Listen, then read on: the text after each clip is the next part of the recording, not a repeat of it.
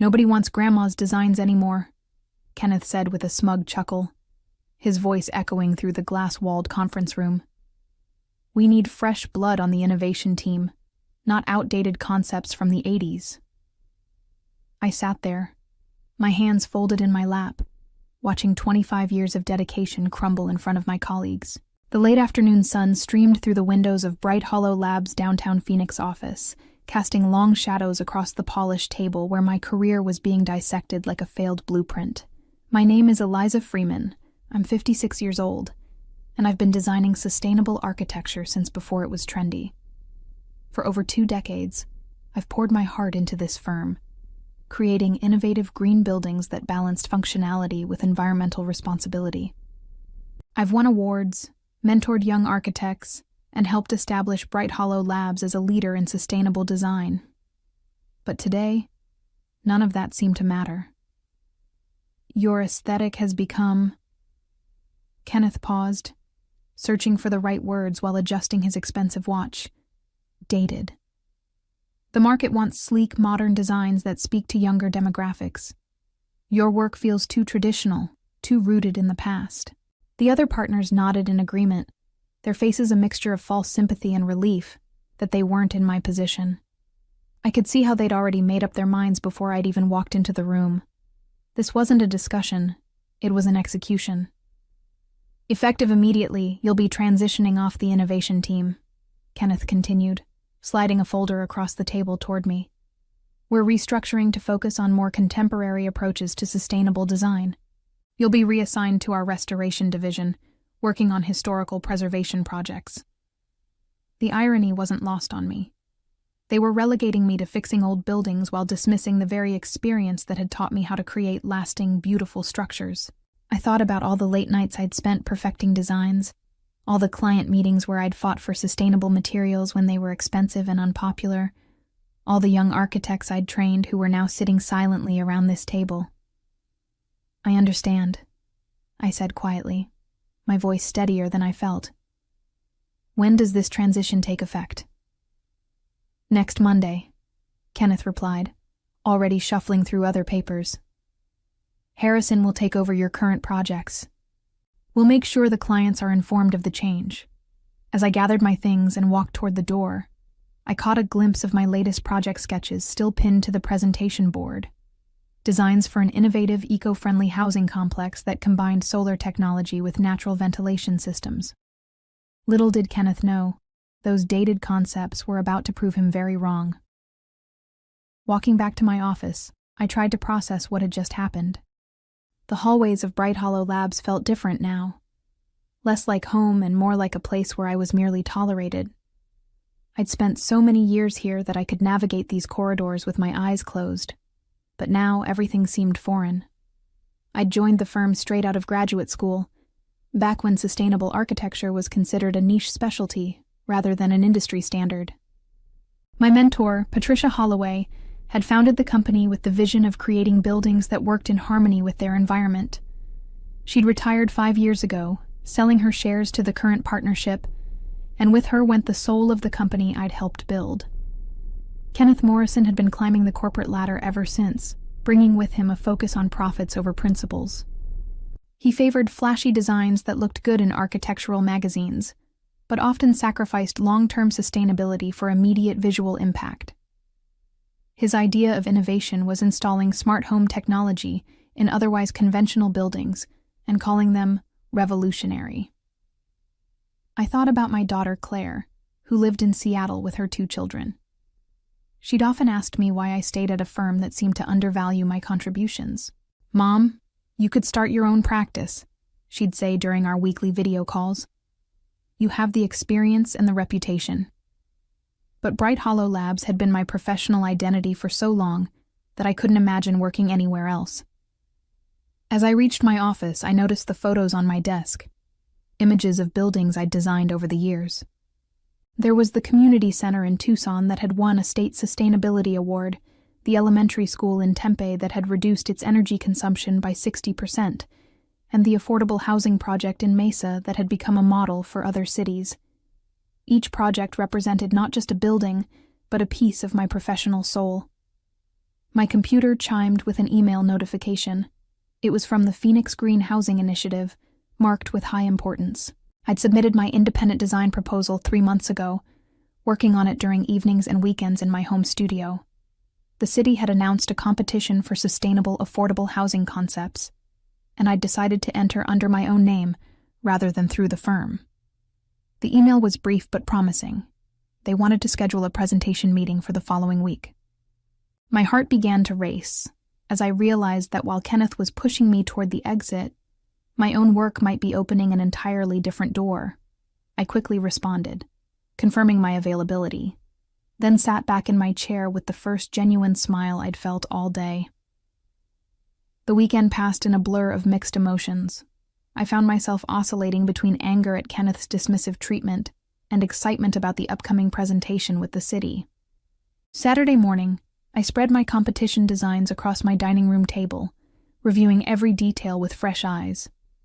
My concept centered around modular sustainable housing units that could be adapted to different family sizes and lot configurations.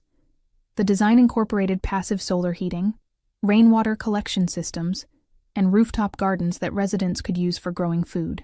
The aesthetic was clean and modern, but grounded in practical functionality, what Kenneth would probably call grandma's designs, but what I knew was simply good architecture. Sunday afternoon, Claire called for our weekly check-in. "You sound different, Mom," she said after I'd told her about being removed from the innovation team. "I was expecting you to be more upset." "I am upset," I admitted, walking around my home office where I'd spent countless hours on personal projects. "But I'm also feeling something I haven't felt in years: freedom. For the first time, I'm working on something that's entirely mine." "Tell me about this city project," she said, and I could hear genuine interest in her voice. I explained my housing design concept, how it could provide affordable, sustainable homes while creating a sense of community through shared green spaces and energy systems. As I spoke, I realized how passionate I still felt about my work, despite the firm's attempt to make me feel obsolete. "Mom, this sounds incredible," Claire said. "When is your presentation?" "Tuesday afternoon. I've been refining the proposal all weekend." I paused, looking at the drawings spread across my desk. The funny thing is, this design incorporates everything I've learned over 25 years. It's not dated. It's evolved. Monday morning arrived with an email from Harrison, the young architect who would be taking over my projects. He wanted to schedule a meeting to discuss the transition. I agreed, though I found it ironic that someone half my age with a fraction of my experience was considered more innovative, simply because he preferred glass and steel over natural materials. The meeting was professional but awkward.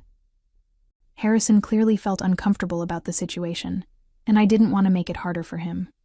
He was talented, just inexperienced, and none of this was his fault. "I've reviewed your current projects," he said, spreading files across the conference table. "Your work is really impressive. I hope I can maintain the same level of quality." "You will," I assured him. "Just remember that sustainable design isn't about following trends. It's about creating buildings that will serve people well for decades." As I handed over my project files, I felt a strange sense of closure. These buildings would be completed by someone else, but they represented my past. Tuesday's presentation would determine my future. Tuesday morning, I arrived at the office early to finish clearing out my workspace from the innovation team area. The building felt quieter than usual, with most staff not arriving until 8 a.m. I'd always been an early riser, preferring the peaceful hours before the day's chaos began. Kenneth walked by my former desk as I was packing the last of my personal items. "How's the transition going, Eliza?" he asked, his tone suggesting he was asking out of obligation rather than genuine concern. "Smoothly," I replied, not looking up from the box I was filling. "I'll be completely moved to the restoration department by this afternoon." Good, he said, then paused. "I hope you understand that this decision wasn't personal. It's just business. The firm needs to stay competitive." I finally looked up at him. This man who'd spent the last 5 years systematically undermining everything Patricia Holloway had built. I understand completely, Kenneth. Sometimes change is exactly what's needed. He seemed satisfied with my response and continued toward his corner office. What he didn't know was that in 3 hours, I'd be presenting to the Phoenix Green Housing Initiative Committee, potentially launching a new chapter of my career that would make his definition of competitive look extremely narrow. At 1 p.m., I left the office for my presentation, telling my assistant I had a dentist appointment. The Phoenix City Hall was a 15-minute drive from Bright Hollow Labs, and I used the time to review my talking points one final time. My hands were steadier than I'd expected. Apparently, years of client presentations had prepared me for this moment. The committee meeting room was smaller than I'd anticipated, with 5 members seated around a rectangular table. Dr. Angela Rodriguez, the city's Director of Sustainable Development, led the introductions. The other members included a city planner, a housing advocate, an environmental engineer, and a community representative. Ms. Freeman, Dr. Rodriguez began, we've reviewed your preliminary submission, and we're quite impressed. Your modular approach to sustainable housing addresses several key challenges we're facing in Phoenix. Could you walk us through your concept in more detail? For the next 30 minutes, I presented my design with a passion I hadn't felt in years. I explained how the modular units could be manufactured off-site to reduce construction waste, how the passive solar design would minimize energy costs for residents, and how the integrated community gardens would provide both food security and social connection. The beauty of this system, I said, pointing to my technical drawings, is its adaptability. A young couple might start with a 1-bedroom unit, then add modules as their family grows. Empty nesters could downsize by removing sections, which could then be used for other families. The environmental engineer leaned forward. What about maintenance costs? These systems look complex. Actually, they're designed for simplicity, I replied. The solar panels and rainwater systems use proven technology with minimal moving parts. The construction materials are chosen for durability and low maintenance. Over a 20-year period, residents would save significantly on utility costs. The questions continued for another 20 minutes, each one allowing me to demonstrate the depth of thought I'd put into every aspect of the design. These weren't just pretty drawings. This was a comprehensive solution to urban housing challenges. Ms. Freeman, Dr. Rodriguez said as the session concluded, we have 3 more presentations this week, but I can tell you that your proposal addresses our requirements exceptionally well. We'll be making our final decision by Friday and announcing the winner next Monday. As I drove back to Bright Hollow Labs, I felt a mixture of hope and nervous energy. Whether or not I won the competition, I'd reminded myself that my designs weren't dated. They were timeless, practical, and innovative in ways that mattered beyond aesthetic trends. The rest of the week crawled by at an agonizing pace. I threw myself into my new role in the restoration department, reviewing historical preservation guidelines and studying architectural drawings from the 1920s and 1930s. The irony wasn't lost on me. While Kenneth dismissed my work as dated, I was now officially responsible for maintaining buildings from nearly a century ago. Thursday afternoon, I received an unexpected visitor. Harrison knocked on my new office door, looking uncertain. Eliza, do you have a minute? I'm running into some issues with the Scottsdale project. I gestured for him to sit down. The Scottsdale project had been my baby, a mixed-use development that combined residential units with retail space and office areas, all designed around a central courtyard with native desert landscaping. The client is asking for modifications to the ventilation system, Harrison continued. They want to add more mechanical cooling, but I'm not sure how that affects your sustainability calculations. I pulled out my original notes for the project. The natural ventilation system was designed to work with the building's orientation and the thermal mass of the adobe walls. If you add conventional air conditioning, you'll need to recalculate the energy load for the entire building. We spent the next hour going through the technical details. Harrison was bright and eager to learn, but he lacked the experience to understand how changing one element of a sustainable design could affect the entire system. As we worked, I realized how much institutional knowledge was walking out the door with my demotion. "You know," Harrison said as we finished, "I've been looking at your other projects. Your approach to sustainable design is really sophisticated. I don't understand why." He trailed off, clearly uncomfortable, criticizing the partners. Why I was moved off the innovation team. I finished for him. Sometimes experience is seen as a liability rather than an asset. Friday morning brought an email that made my heart skip. Dr. Rodriguez wanted to schedule a follow-up call for 2 p.m. The subject line read, "Phoenix Green Housing Initiative, Next Steps." I tried not to read too much into the phrasing, but next steps sounded promising. The call lasted only 10 minutes, but they were the most important 10 minutes of my professional life. "Ms. Freeman, I'm pleased to inform you that the committee has selected your modular sustainable housing design as the winner of our competition. Your proposal scored highest in every category we evaluated: innovation, sustainability, cost-effectiveness, and community impact." I sat in stunned silence for a moment, then managed to say, "Thank you. I'm honored and excited to move forward." "The formal announcement will be made Monday morning at 10 a.m., Dr. Rodriguez continued. "We'll be holding a press conference at City Hall, and we'd like you to be present to answer questions about the design. This is a significant initiative for Phoenix. We're planning to build the first phase of 200 units within 18 months. After the call ended, I sat in my office, processing what had just happened.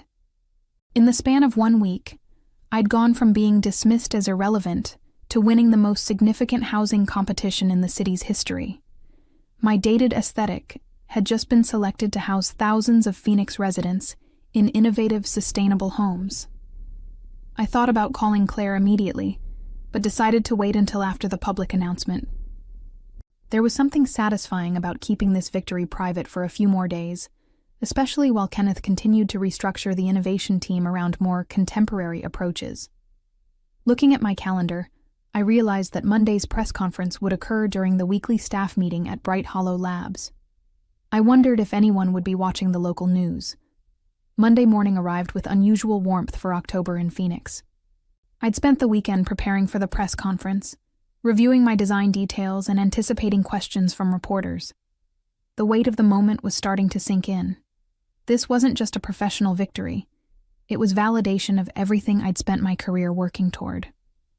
I arrived at City Hall 30 minutes early, wanting time to compose myself before facing the cameras. Dr. Rodriguez met me in her office, along with Mayor Patricia Thompson and several other city officials.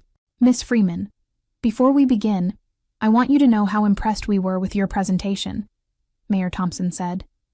"This housing initiative represents the future of sustainable urban development, and your design will serve as a model for other cities across the Southwest."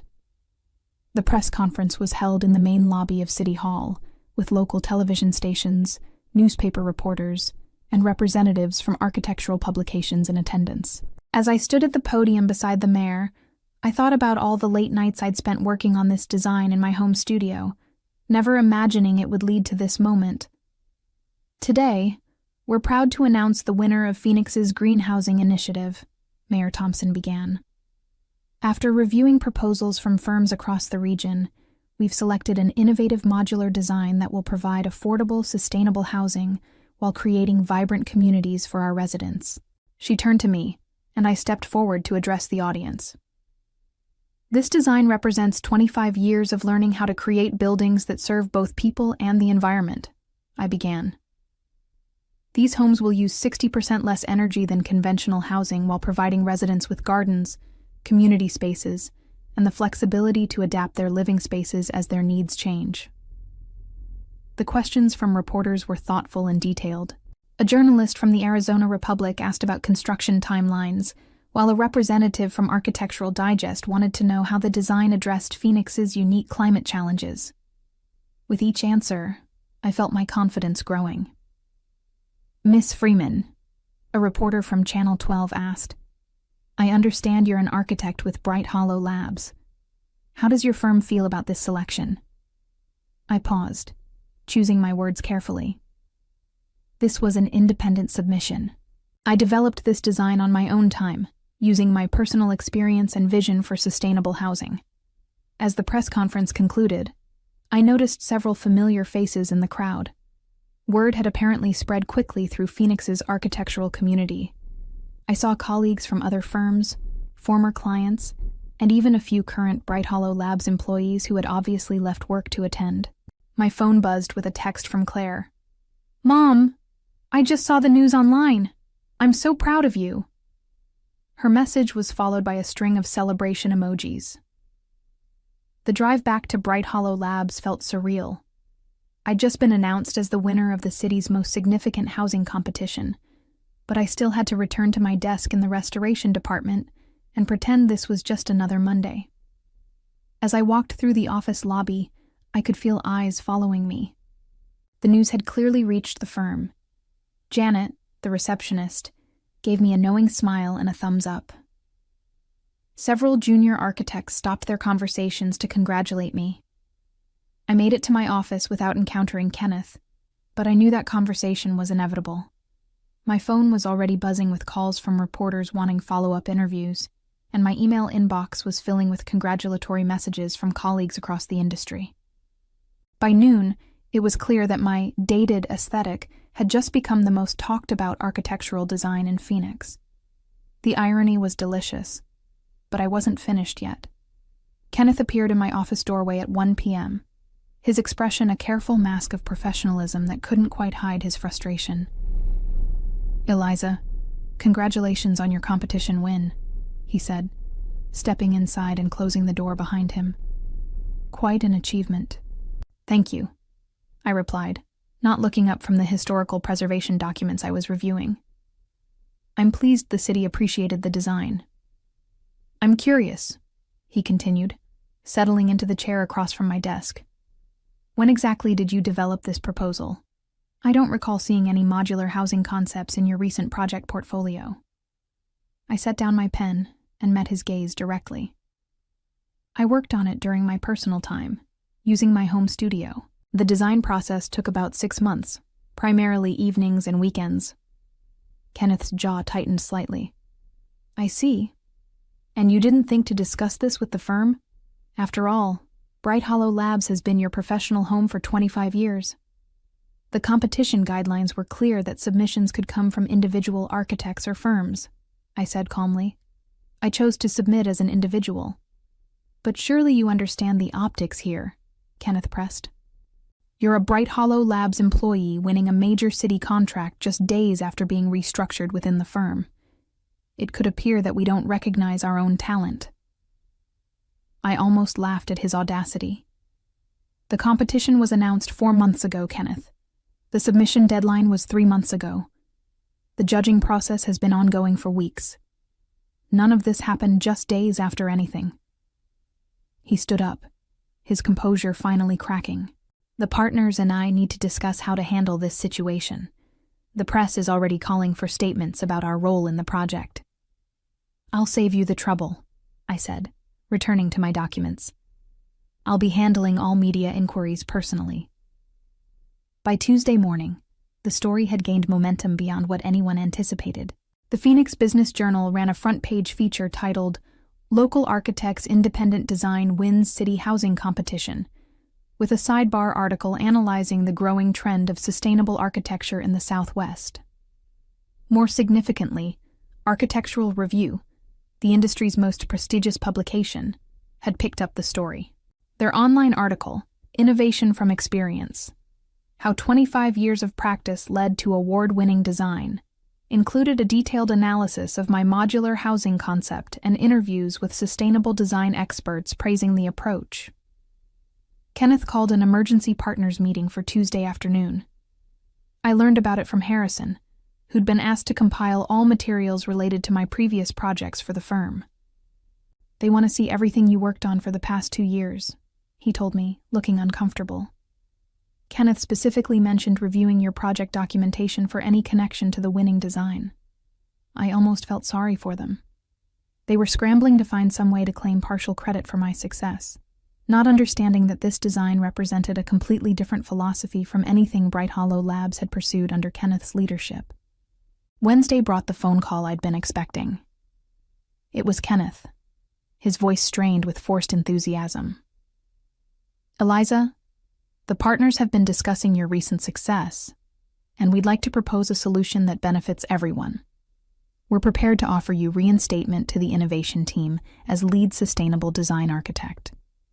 We'd also like to discuss how Bright Hollow Labs might serve as the implementing firm for your housing project." I let the silence stretch for several seconds before responding. "I appreciate the offer, Kenneth, but I'm quite content in my current role. As for the implementation, I'll be working directly with the city's selected construction partners." His sharp intake of breath was audible through the phone. "Eliza, surely you can see the mutual benefit here. The firm's resources, our established relationships with contractors. The city has already selected their preferred partners," I interrupted gently. "The decision is final." Thursday morning, I submitted my resignation letter to Bright Hollow Labs. After 25 years, it was time to start my own practice. The Phoenix Housing Project would be my first major client, but the phone hadn't stopped ringing since Monday's announcement. Architecture firms from across the country were calling, wanting to discuss partnerships or licensing agreements for my modular design concept. Kenneth made one final attempt to change my mind, appearing at my office as I packed my personal belongings. "This is a mistake, Eliza. You're throwing away decades of stability for what might be a short-term success." I looked around the office I was leaving behind, then at the man who'd tried to make me feel obsolete. "Kenneth, you told me nobody wanted Grandma's designs anymore. It turns out you were wrong about what people actually want." Claire flew down from Seattle for the weekend to help me set up my new home office. As we arranged my drafting table by the large window overlooking the desert landscape, she asked about my plans. "I'm going to design buildings that last," I told her. "Not just structurally, but in terms of their value to the communities they serve. I'm going to prove that experience and wisdom aren't dated. They're essential."